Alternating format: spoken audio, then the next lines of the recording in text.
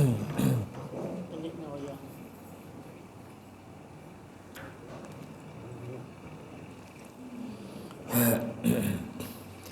حضرة النبي صلى الله عليه وسلم وآله الكرام وأصحاب العظام شيء لله لهم الفاتحة. أعوذ بالله من الشيطان الرجيم. بسم الله الرحمن الرحيم.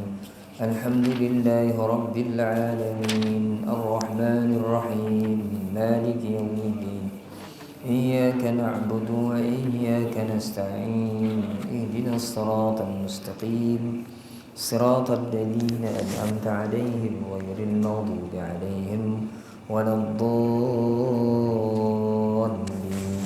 آمين. أعوذ بالله من الشيطان الرجيم. بسم الله الرحمن الرحيم.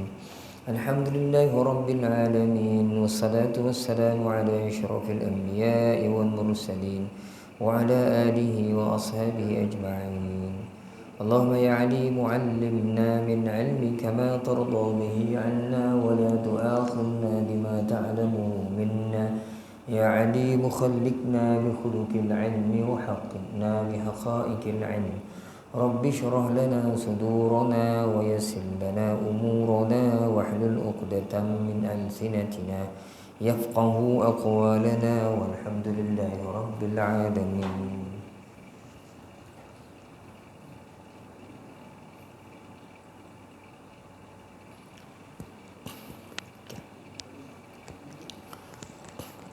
أعوذ بالله من الشيطان الرجيم. بسم الله الرحمن الرحيم.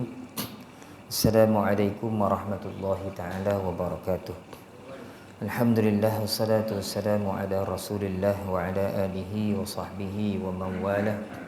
Asyhadu an la ilaha illallah wa asyhadu anna muhammadan abduhu wa rasuluh.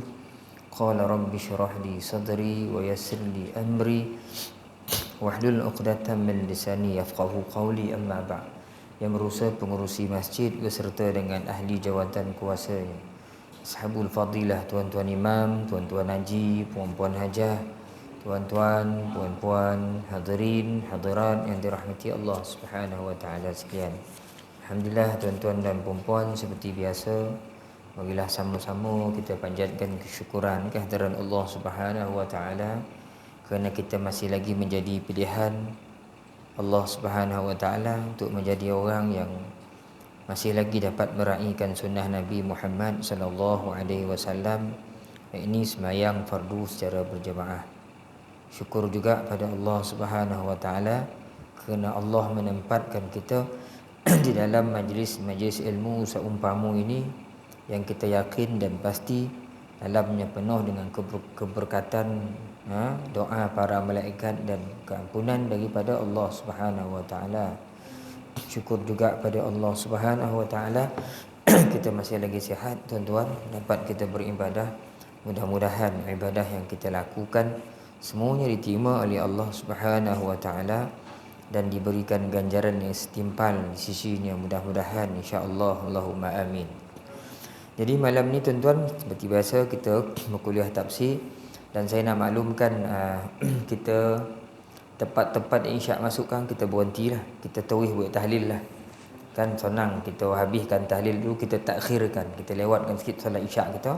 Lepas kuliah masuk isyak kita berhenti, kita akan buat tahlil untuk saudara kita yang berhajat. Jadi kita sempurnakan hajat saudara-saudara kita.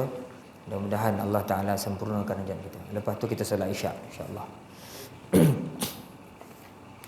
Jadi malam ni tuan-tuan, insya-Allah kita bermula pada ayat yang ke-254 daripada surah Al-Baqarah juzuk 3, di mana Allah Subhanahu wa taala berfirman, A'udzu billahi minasy syaithanir rajim.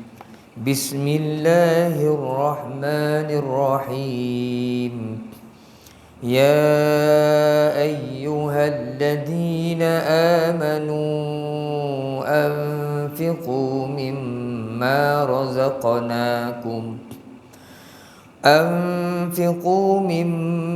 رزقناكم من قبل أن يأتي يوم لا بيع فيه ولا خلة ولا شفاعة والكافرون هم الظالمون الله لا إله إلا هو الحي القيوم لا تأخذه سنة ولا نوم له ما في السماوات وما في الأرض من ذا الذي يشفع عنده إلا بإذنه يعلم ما بين أيديهم وما خلفهم ولا يحيطون بشيء من علمه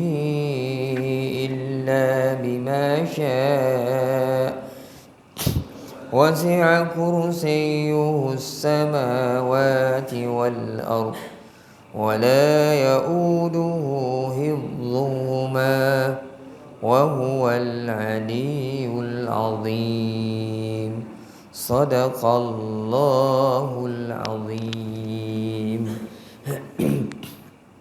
Bismillahirrahmanirrahim.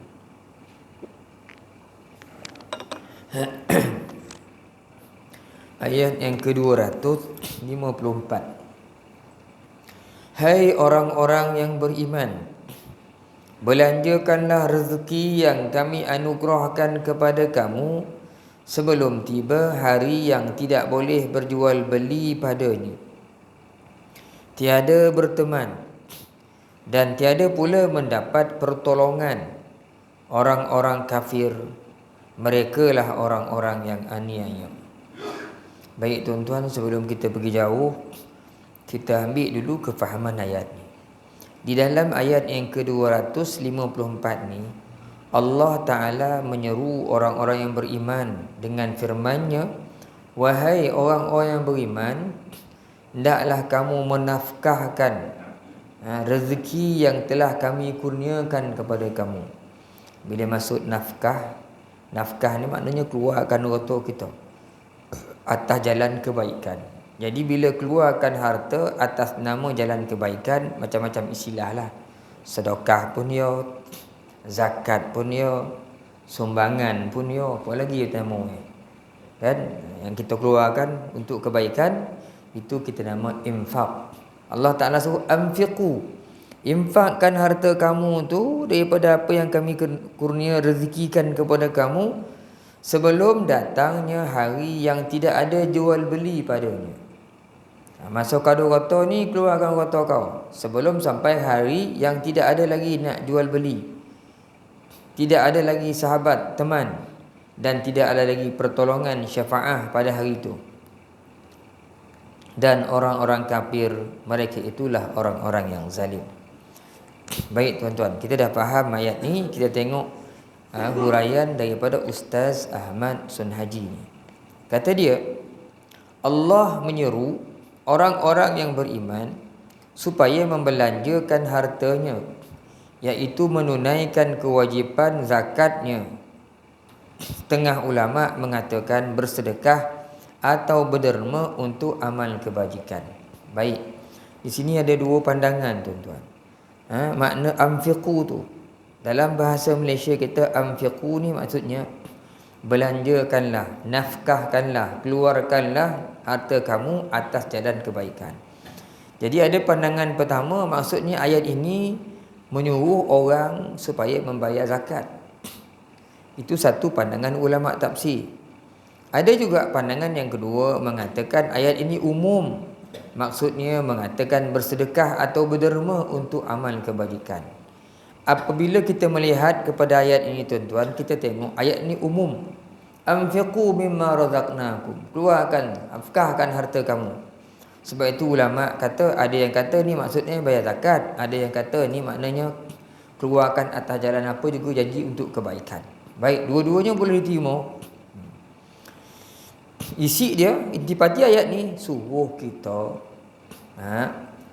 ajar kita, menyeru kita supaya boleh mengeluarkan sedikit harta kita untuk diberikan kepada orang-orang yang memerlukan atau pada jalan kebaikan atas nama infak.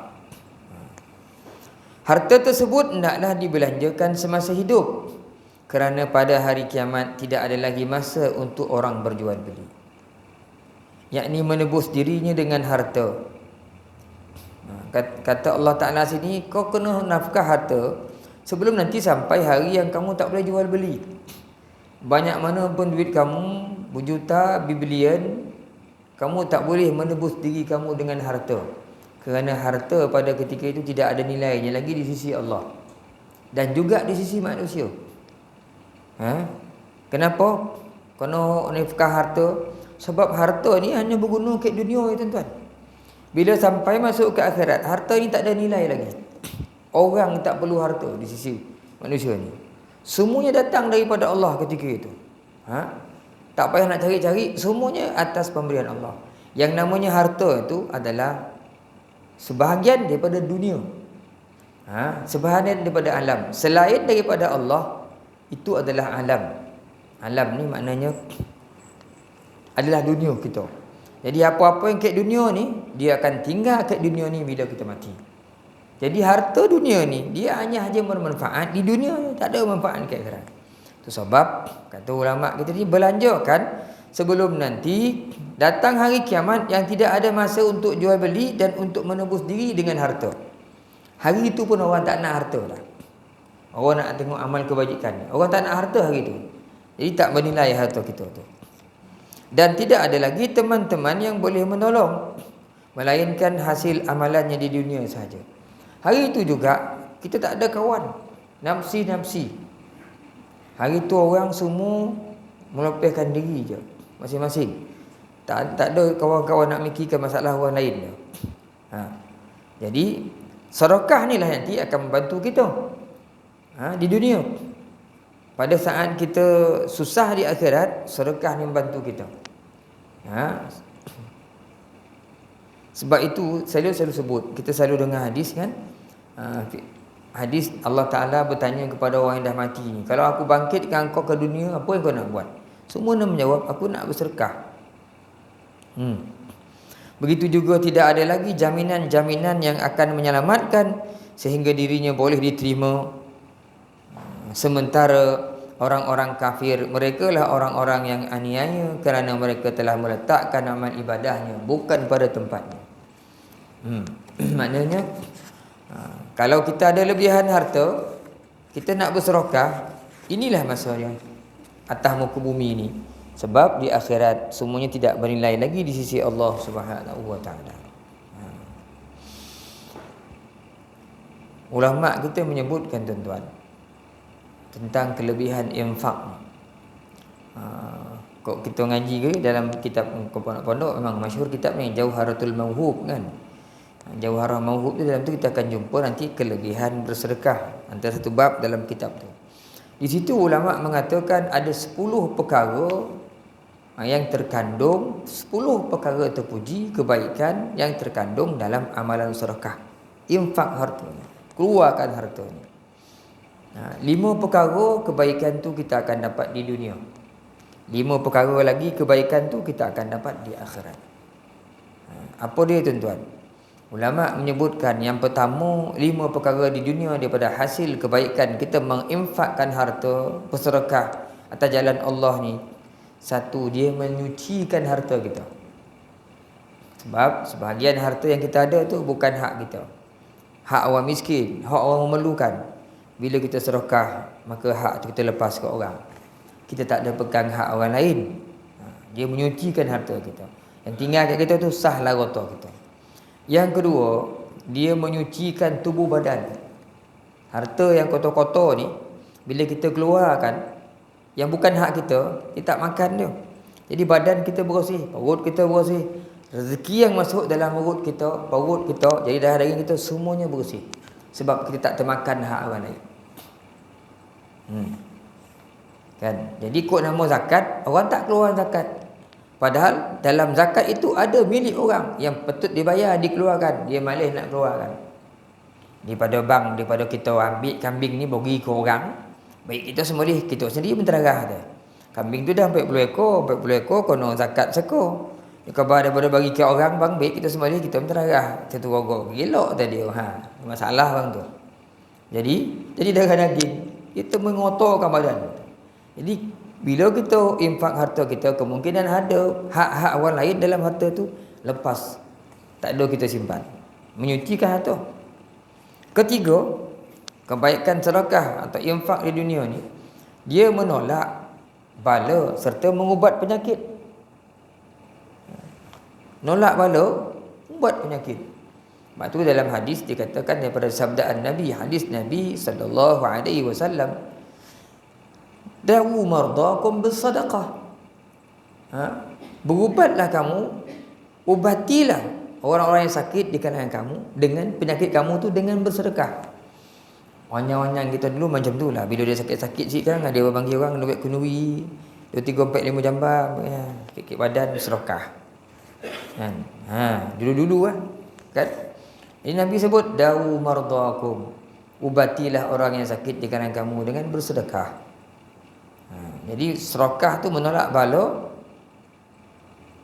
menyembuhkan penyakit. As-sadaqatu, apa sebut tu? Tasuddu sab'ina baban minal bala. Hadis Nabi. Sedekah itu menahan 70 pintu daripada keburukan. Bila kita sedekah, insya-Allah selamat kita. Yang keempat, kata ulama kita, kebaikan sedekah ni kita dapat memberi kegembiraan kepada orang miskin. Sedang kata ulama kita, menimbulkan rasa gembira dalam hati orang, lebih-lebih orang miskin, adalah antara amalan yang afdal di kalangan umat.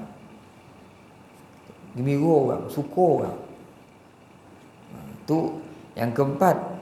Dan yang kelima, kebaikan sedekah di dunia ni, harta kita berkat, rezeki akan jadi luas. Harta kita berkat, rezeki akan jadi luas. Menginfakkan harta ni seolah-olah seperti menyiram baja kepada pokok. Bila kita siram baja ke pokok lagi tambah gemuk, lagi tambah sihat.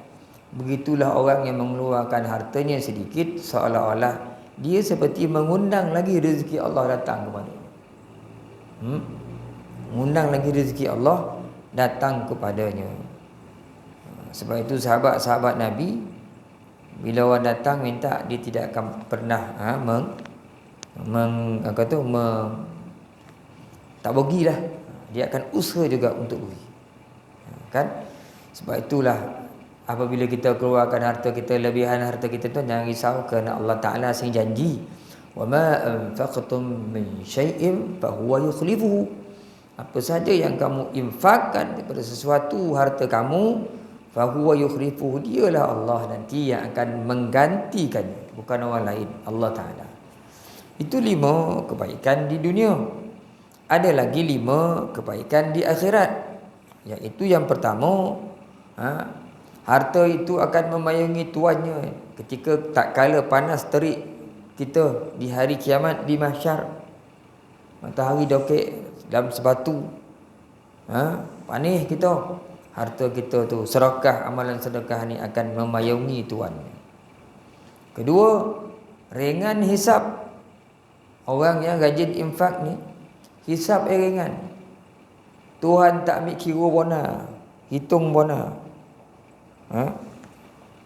Kerana apa? Dia antara orang yang rajin bersedekah, maka hitungannya ringan. Tak payah nak dipersoalkan rata-rata dia. Sebab nampaklah rata banyak pergi ke sedekah, kan? 3, berat timbangan amalannya. Sedekah ni memberatkan amalan timbangan. Kita beri sikit ikhlas, tapi timbangan menjadi berat di akhirat di sisi Allah. Yang keempat, orang yang bersedekah ini dimudahkan oleh Allah untuk meniti titian siratul mustaqim. Yang halus tu dia mudah, kerana kelebihan amalan sedekahnya. Dan yang terakhir, yang kelima, kelebihan sedekah di hari akhirat nanti, Allah Subhanahu wa taala akan tambah darjat, yang angkat darjat di dalam syurga dengan kelebihan sedekah dia. Itu 10 perkara yang terkandung dalam sedekah. Sehingga Imam Abu Laith As-Samarqandi meriwayatkan daripada Abul Farj Satu riwayat, satu kisah, kata dia di zaman Nabi Isa alaihi salam, satu ketika dulu Bismillahirrahmanirrahim, di sebuah kampung ada seorang lelaki, tuan-tuan, yang mengambil upah membasuh kain, baju. Tapi orang lelaki ni setiap kali dia ambil upah kain baju ni, dia ambil kain orang sikit-sikit, dikorek-korek, dia buat pocok sikit-sikit, orang ni ambil sikit, dia ambil, dikorek-korek baju. Sehingga perbuatan itu diketahui oleh orang kampung. Dan orang kampung marah, mengadu kepada Nabi Isa alaihi salam. Ini cerita Imam Abu Lais As-Samarqandi daripada Abul Farj. Bila orang mengadu pada Nabi Isa alaihi salam, Nabi Isa tanya, kenapa? Apa kau nak? Kau doakan dia, wahai Isa alaihi salam, wahai Nabiullah, supaya dia tak boleh balik ke rumah, tak sampai ke rumah, sebab dia tak nak memulangkan kain-kain kami yang dia ambil. Maka Nabi Isa pun berdoa menurut kehendak orang kampung. Seperti biasa, di waktu pagi orang ini keluar turun untuk pergi ke tempat basuh kain, orang hantar kain, dia basuh situ, dia ambil upah ke situ. Dalam perjalanan tu dia bawa lah bekalan 3 buku roti. 3 buku roti. 3 buku roti. Dan seketika bila dalam perjalanan, turunlah seorang abid dari bukit gunung. Abid ni ahli ibadah yang kelaparan, duduk di gunung tu tak makan-makan, lapar benar, dia turun cari makanan. Terserompaklah dengan tukang orang lelaki yang mengambil upah basuh kain ni. Dia pun minta, kalau tuan ada sedikit makanan, bagilah, saya dah 2-3 hari tak makan, kata dia. Maka dia bagi sebuku roti. Orang yang upah basuh kain ni bagi sebuku roti kepada ahli ibadah ni, abid ni. Ahli abid ni bila dia dah makan, dia suka, dia pun doakan orang ni, ghafarallahu zambaka wa tahharallahu qalbak. Maksud dia, semoga Allah Ta'ala mengampunkan dosa kamu dan Allah Ta'ala membersihkan hati kamu. Bila tukang basuh kain ni dapet doa itu, dia suka, dia pergi sekatul lagi. Orang tu doa lagi, ghafarallahu zambak wa tahharallahu qalbak ma taqaddama wa ma ta'akhkhar. Moga Allah Ta'ala ampunkan dosa engkau, kemudian Allah Ta'ala bersihkan hati engkau daripada dosa-dosa yang terdahulu dan terkemudian. Lagi panjang, tambah lagi. Bila dapat 2 doa, dia tahu ni orang ahli ibadah, dia suka, dia bagi yang nombor yang ketiga kotul. Lepas tak ada tinggal roti dah, beri nombor 3 pula. Orang tu pun doa, banallahu laka qasran fil jannah. Moga Allah Ta'ala membinakan untuk engkau mahligai suatu istana nanti dalam syurga kerana kebaikan kamu. Jadi dia macam biasa lah basuh kain. Lepas basuh kain, dia balik ke rumah. Orang kampung tengok, tak ada kena apa-apa pun, elok sihat ni. Tak mustajab ke doa Nabi Isa ni? Mengadu orang pada Nabi Isa. Nabi Isa pun panggil orang ni, bawa poncot kain ke tu, bokal ke tu. Bukalan yang kau bawa turun tadi, poncot kain ke tu, bawa sini, kata Nabi Isa. Datang lelaki ni sebab Nabi Allah panggil. Datang bagi poncot kain ke bawah ni. Nabi Isa pun buka. Bila buka-buka, dalam tu ada seekor ular warna hitam. Yang tanya saya, ular tikus ke ular sondok tak? Pek saya jawab tu dah. Tapi dia panggil ular tu, dia panggil Su'banul Aswad lah, ular yang berwarna hitam. Ular warna hitam, tapi ular tu ada dalam kain tu. Masalah mulut ekono ikat dengan bosi. Dia tak boleh buat apa-apa lah. Maka Nabi Isa membuka tanya, bukankah engkau ni diutuskan oleh Allah? Nabi Isa tahu diutuskan oleh Allah Ta'ala untuk mengenakan lelaki ni, dia mencuri kain orang. Bukankah engkau diutuskan oleh Allah untuk mengenakan orang lelaki ni? Kata ular tu, benar ya. Labbaika ya Nabi Allah. Ini biasa macam itulah. Labbaika ya Nabi Allah, benar wahai Nabi Allah, aku diutuskan oleh Allah untuk konon orang ni, patut orang ni. Masalah masa dia turun tadi, ada pula ahli ibadat minta sesuatu, dia bagi roti, dia serahkan roti sekotul. Ahli ambil tu doa, ghafarallahu, moga Allah Ta'ala mengampunkan dosa engkau dan membersihkan jiwa engkau. Malaikat keliling tu semua, amin. Bukan sekali ya Nabi Allah, dia bagilah kali kedua, didoakan lagi oleh malaikat lagi, amin.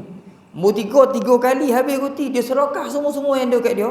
Sampai malaikat doakan amin. Oleh kerana berkat sedekah tu, maka aku telah diperintahkan ni Allah Ta'ala, malaikat cuba kunci pula aku nikat. Jangan kena orang ni, kerana berkat amalan sedekah aku. Sedekah orang ni. Bulan ni kata, kerana berkat sedekah orang ni, aku pun dikunci mulut aku oleh Allah Ta'ala. Kata ular. Maka Nabi Isa pun bersebut pada orang lelaki tu di akhir ayat tu, wahai hamba Allah, sesungguhnya Allah Subhanahu wa Ta'ala telah menerima amalmu, mengampunkan dosa kamu kerana berkat sedekah kamu, maka mulalah beramal. Itu akhir ayat tu Nabi Isa sebut, wahai hamba Allah, sesungguhnya Allah Ta'ala telah mengampunkan dosa-dosa kamu kerana berkat amalan sedekahmu, dan mulalah beramal hari ini. Suruh beramal. Maka jadi baiklah orang. Kenapa tuan? Kerana itu keberkatan daripada amalan sedekah. Jadi di situ nampak tertolak bala, diampunkan dosa sebagainya oleh Allah Subhanahu wa Ta'ala.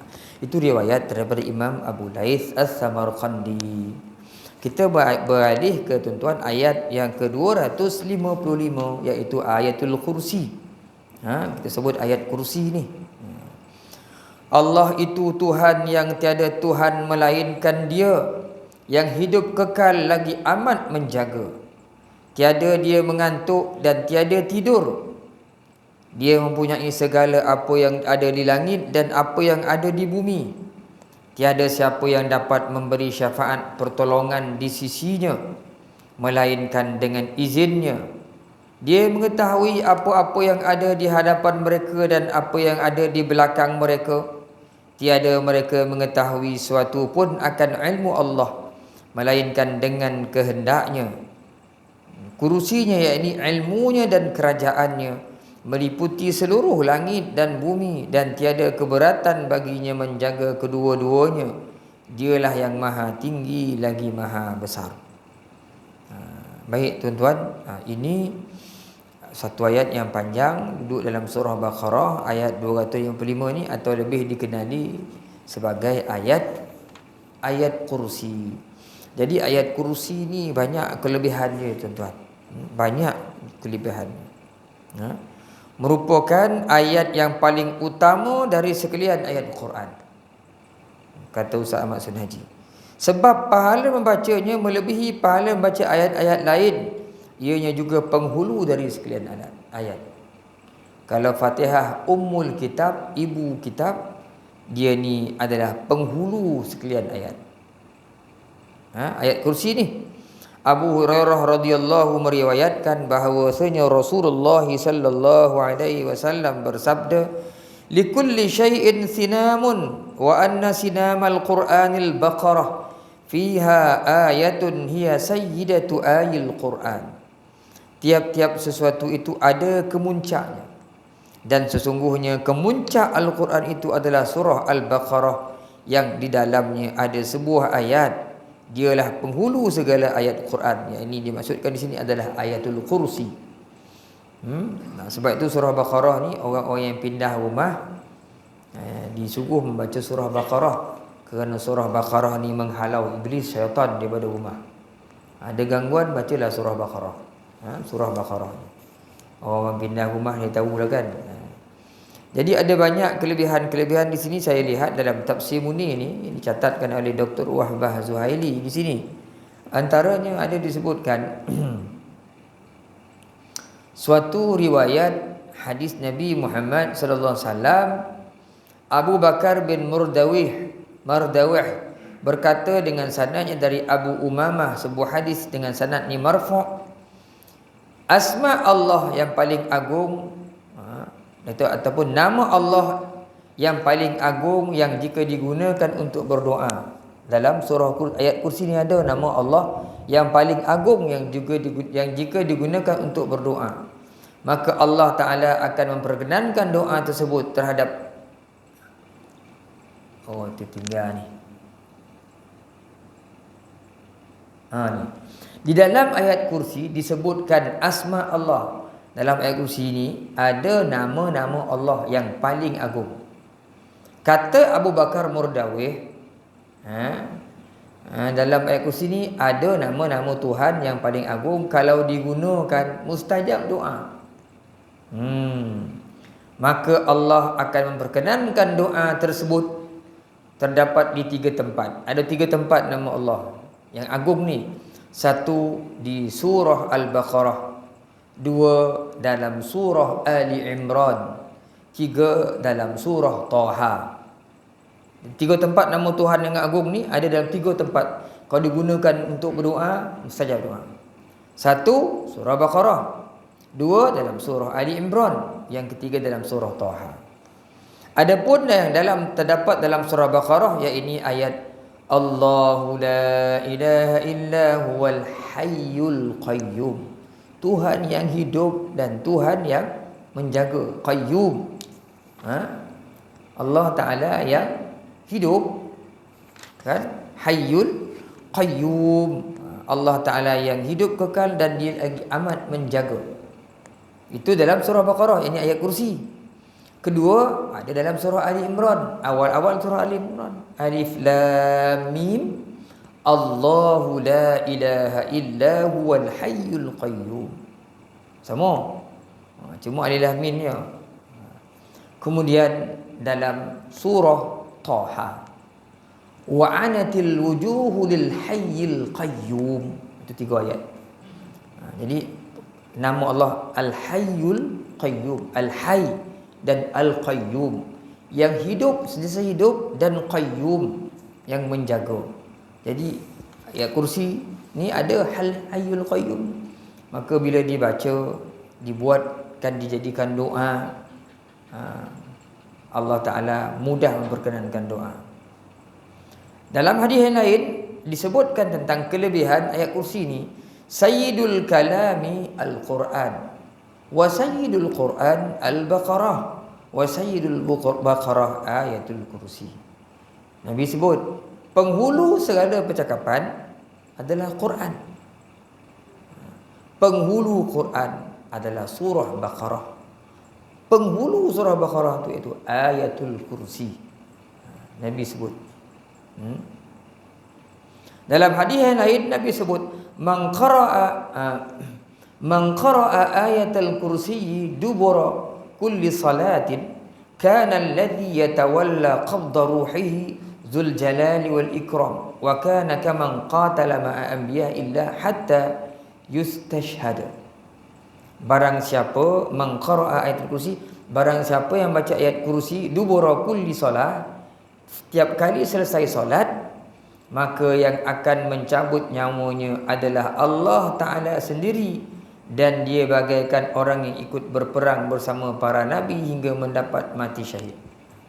Itu kelebihan baca ayat kursi. Sebab itulah ulama-ulama kita bila dia menyusun wirid-wirid selepas solat, ayat kursi ni diletakkan. Saya ingat lagi Allahyarham Ustaz Ridha ni kan dulu. Allahyarham Ustaz Ridha ni dulu antara orang-orang yang mahir tasawuf Negeri Sembilan ni kan.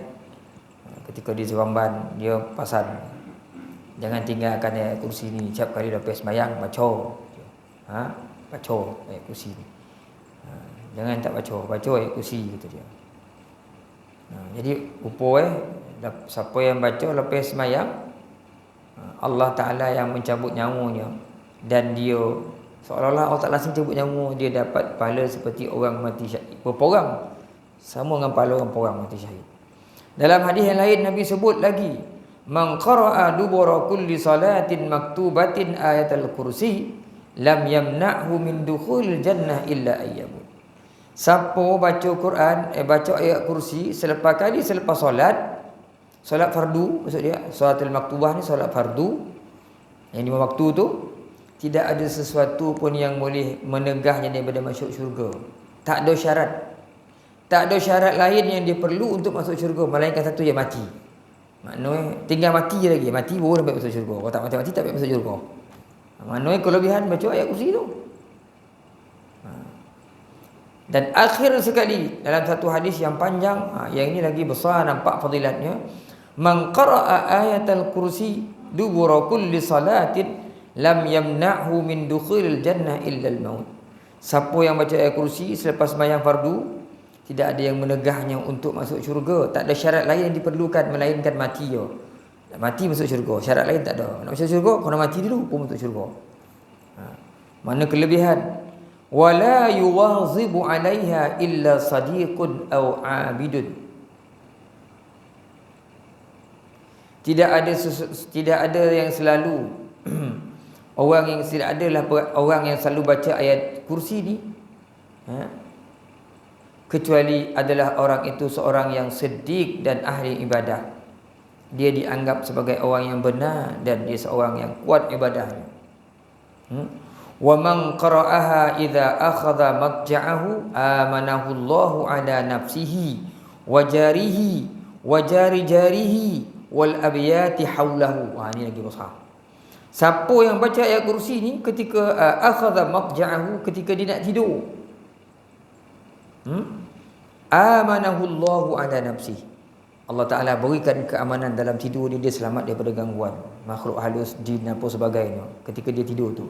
Satu, wajarihi, dan juga jiran-jiran dia pun selamat kerana dia yang baca ayat kursi. Dia baca seorang, jiran tak baca, jiran-jiran pun dapat keselamatan. Wajari-jarihi, dan jiran kepada jiran-jiran yang lain.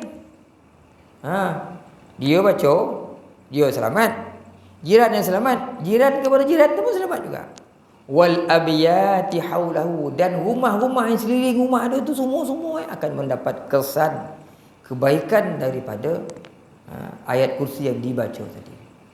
Sebab itulah ayat kursi ni dia mempunyai kedudukan yang tersendiri di sisi Allah. Banyak kelebihannya kan.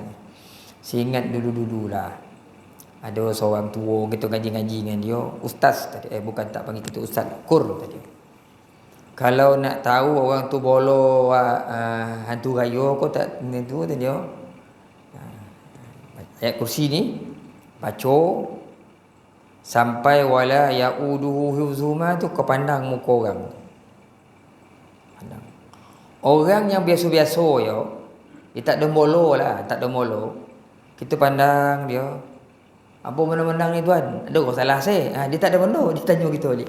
Asal tuan pandang-pandang saya ni, ada kau nampak saya salah?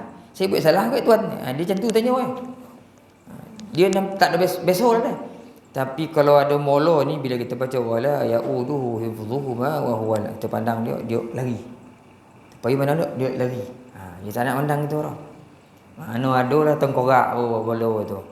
Hantu raya ko, hantu tak raya tak tahulah, raya bosonyo hantu ko, raya korban hantu raya lah tu.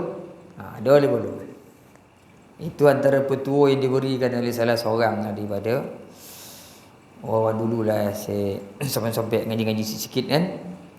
Tengok dalam perubatan lah, baca wala yauduhu hifdhuhuma wal aliyul azim. Menang kok dia ada molok, dia lari. Sebab zaman sekarang tuan, orang dia ramai yang jahat daripada yang baik. Sebab tu kadang-kadang kita nak tawarkan sihir orang ni pun, bila kita yakin dengan Allah Ta'ala, kita baca ayat kursi ni, insya-Allah. Saya pernah satu kenduri, orang tu ngobui tolu ya. Tolu ngobui 1 jam tolu tak apa. Tak masak-masak. Tu wajah dia. Jadi depan rumah saya orang panggil, "Ustaz, tolong rumah apa?" "Ya, pagi tadi ngobui tolu tak masak-masak." "Mana tuan?" "Kat belakang." "Pergilah." Tuan-tuan tahu tak? Api besar. Saya celup tangan dalam tu, air sejuk. Mendidih pun tak berapa lama dah. Dah sejam. So dengan air tu macam berwasuk, api tu tak ada habis kayu api je buah tu. Tak panik-panik. Abang tu codi. Dia main je kono gitu. Dia cuba ilmu Dia khabar ada orang cuba ilmu Tuhan. Mungkin Tuhan dia tahu Tuhan belajar sikit, tak ada orang yang ajar sana ni, dia cuba Tuhan ni. Tak apa. Ada dekat sini kau? Ada sini. Dia pandang gitu. Kan ada orang jadi macam tu. Kalau dia bukit rokan tu ada seorang hadis zikir lah.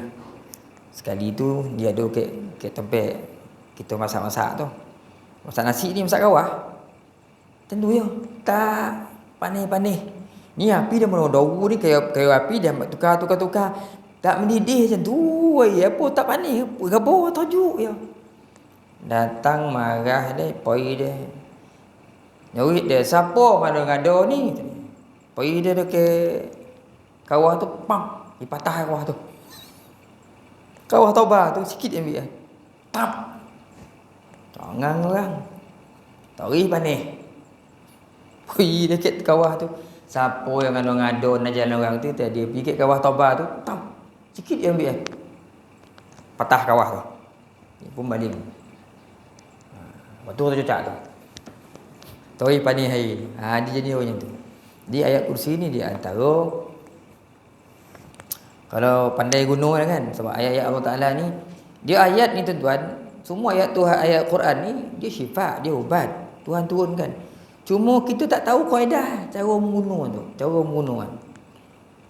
Macam orang tahu, macam mana nak buat kek tahu, kena tolong, kena topung.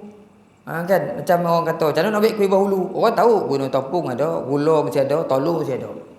Tanya tuan tu, apa bahan nak buat kuih bahulu? Alasan, topung, gula, tolong ayam. Ada. Orang yang tahu dia buat kaedah yang betul, jadi kuih bahulu. Orang yang tak tahu dia pecah-pecah tolong tu, campur-campur gaul-gaul lah. Maka jadi tak kuih bahulu, takkan ada batat orang. Kan? So apa tu? Bondo dah ada dah. Cara pun tak kena. Alat pun betul. Saya pakai telur ya, tepung tu dia tepung yang kau pakai, gula pun gula ya. Asallah saya ni korek ni. Cara tak kena. Macam itulah ayat ni. Macam ni lah tuan. Semalam saya dapat satu ilmu lagi, orang tua kita pesan-pesan kan. Kalau orang tua mungkin tahu ni kan. Saya muda lagi, yang tua ni mungkin tahu. Kalau kita turun ke air, jangan lupa bawa limau nipis, orang tua sebut. Kalau kita naik ke darat, jangan lupa bawa buah senduduk. Ni apa bondo maksud kalam ni? Kalam orang tua dulu, bukan ayat Quran tuan. Maksud bila turun ke air, jangan lupa bawa limau nipis. Limau nipis ni tuan, kita kena songek ke apa, buah-buah ke, ikan semilang ke, ikan patin ke, bok padih kan. Dulu koncing kan dia. Orang ni koncing ni, tangan kono ikan semilang koncing. Tak ya. Kono bisa tuan, limau nipis ni tuan korek, tuan porah, tuan lokap kan. Dia taruhan semua bisa. Bisa binatang di air. Tak percaya kan, pergi jumpa rabur, pergi jumpa ikan semilang tu, cucuk kan tuan. Dah podih tu, ambil limau nipis, cuba tuan tengok. Bisa hilang semua sekali. Cuba lah buat. Tuan sebut, turun ke air, jangan lupa bawa limau nipis. Naik ke darat, mana hutan ke mana, jangan lupa bawa buah senduduk. Buah senduduk ni macam mana khabar? Yang berubah makan tu kan. Yang bila makan apa tu, ungu jadi mulut kita tu. Udah ini tak erti dah, dia tahu buah anggur ya. Kita dulu kecil-kecil ni, bondo ni sama berebut dengan berubah ni. Yang tu bawa. Bila kena songek, bina-bina bisa ke binatang darat, itu ambil lumuan. Insya-Allah. Tawar semua, bisa-bisa binatang bisa ni jadi tawar. Senduduk.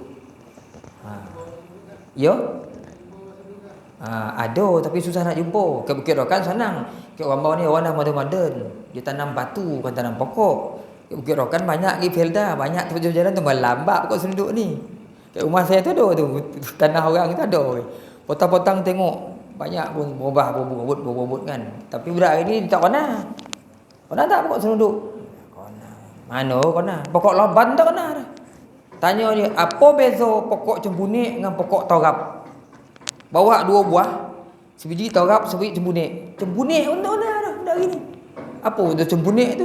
Entah tuan-tuan tak kena tak cembunik kan? Mana cembunik? Buah torap dengan buah cembunik.